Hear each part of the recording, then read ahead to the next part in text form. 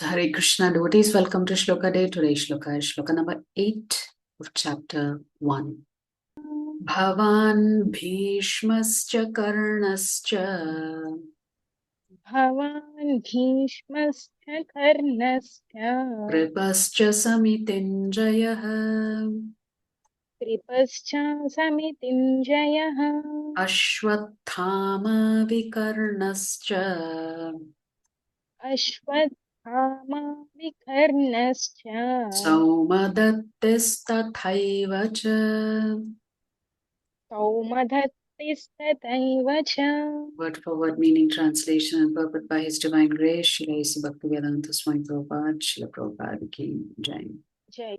Bhavan, Bhavan, your good self. your good self. Bhishmaha, Bhishmaha, grandfather Bhishma. grandfather Bhishma. Cha, also. Also. Karnaha, Karnaha, Karna. Karna. Cha, and Kripaha, Kripaha, Kripa. Kripa. Cha, and Samitim Jayaha, Samitim Jayaha, always victorious in battle. always victorious in battle. Ashwathama, Ashwathama, Ashwathama. Ashwadhama, Vikarnaha, Vikarnaha, Vikarna. Vikarna, Cha, as well as. Saumadattihi, Saumadattihi, the son of Somadatta. the son of Somadatta. Tatha, as well as. Eva, certainly. Sha, also. Translation: there are personalities like you. There are personalities like you. Bhishma, Karna, Kripa, Ashwathama, Vikarna, and the son of Somadatta, called Bhurishrava, who are always victorious in battle. Okay. So now Duryodhana has mentioned some names on his side. Duryodhana mentions the exceptional heroes in the battle, all of whom are ever victorious. Vikarna is the brother of Duryodhana. Ashwathama is the son of Dronacharya. And Saumadatti or Bhurishrava is the son of the king of the Bahlikas. Karna is the half-brother of Arjuna, as he was born of Kunti before her marriage with King Pandu. Kripacharya's twin sister married Dronacharya. So Kripacharya's twin sister's name is Kripi. Kripi was married to Dronacharya. So some interesting commentary written by other devotees. To advance in life does not mean abandoning our responsibilities. Instead, it entails increasing them. Novice spiritualists often do not understand this truth. Wishing to avoid pain and taking an escapist attitude, they make spiritual aspiration a pretext for relinquishing their obligatory duties. However, life is never meant to be without burdens.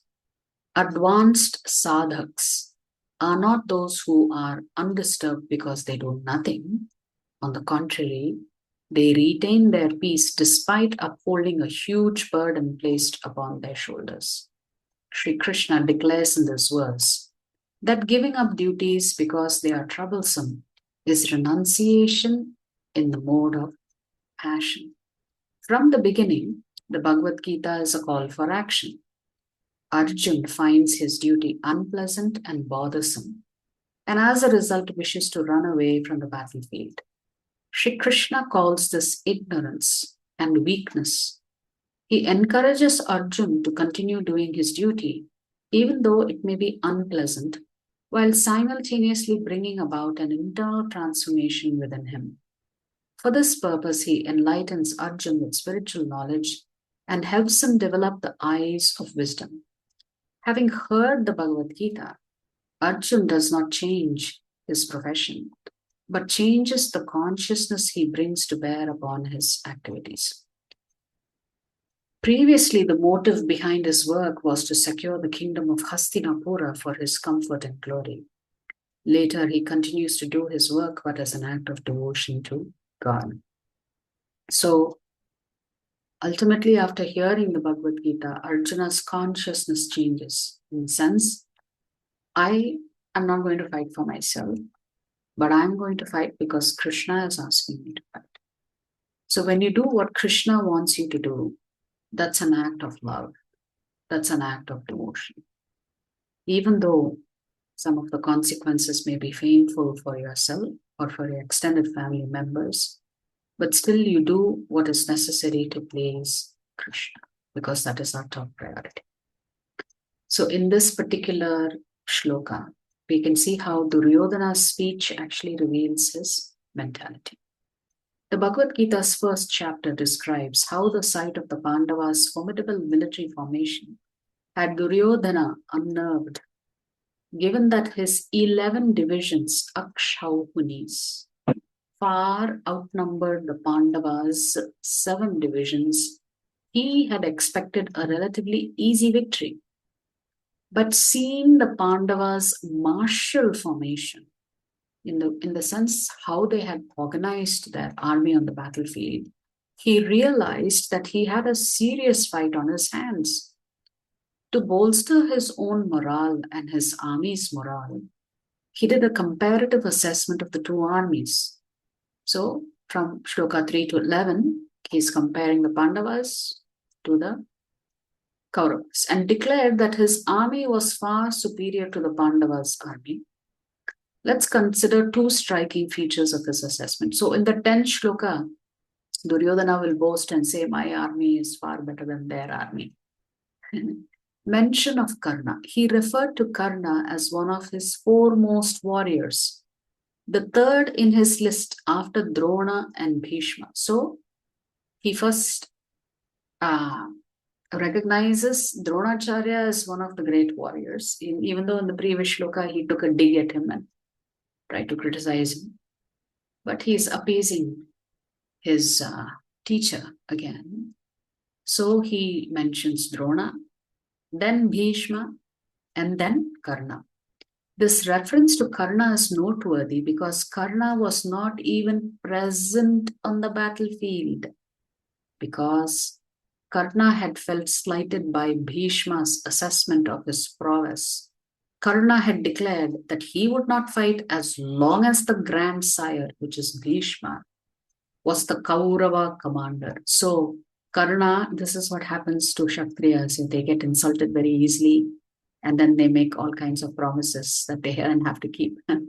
So Karna had made a promise that because he was insulted by Bhishma Dev, he would not fight as long as Bhishma Dev was the commander. Yet because Karna was Duryodhana's trusted ally, he was very much present in the Kauravas' prince's mind. Hence the reference to him. So you recognize now Duryodhana has talked about Karna even though he is not on the battlefield. And now we are going to see Duryodhana never mentions Krishna, although Krishna is right there in front of him. No mention of Krishna. Krishna was present prominently on the battlefield as the charioteer of Arjuna, the warrior whom Duryodhana mentioned in his very first verse about the Pandava army.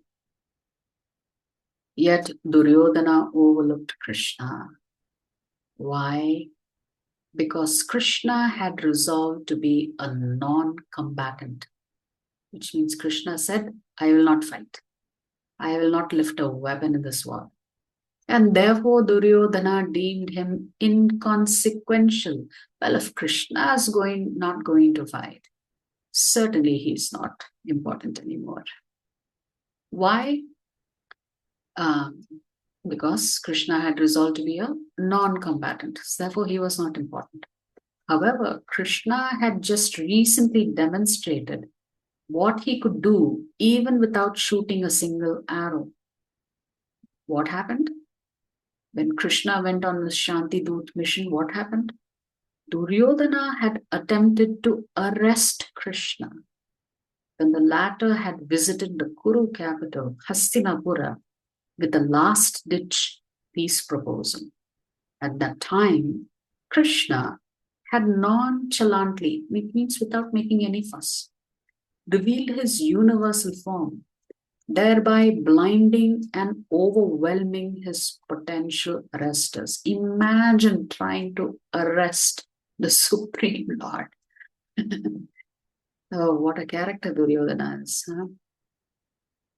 When he tries to arrest Krishna, Krishna shows his universal form. Even then, he's talking in such a way where he's not even acknowledging Krishna's presence on the battlefield. Given that Duryodhana had such first-hand experience of Krishna's extraordinary prowess, his overlooking Krishna's presence was a grave mistake. As the subsequent war proved, Krishna's guidance protected the Pandavas from many dangers and empowered them to win against every major Kaurava warrior. What we speak reveals our mentality, as does what we don't speak. The truth is demonstrated in Duryodhana's mention of Karna and his failure to mention Krishna. What an important point His Grace Chaitanya Charan Prabhu has spotted in these shlokas.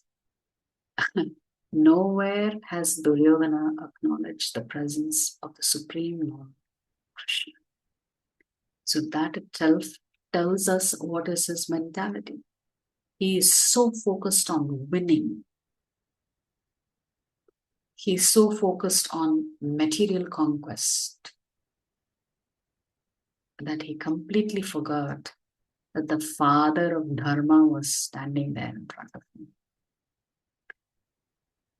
And he doesn't even call out his name. So anyway, he is convinced, I've got great people like you, Dronacharya, Bhishma, Karna, Ashwathama, Vikarna, Purishrava, all these people.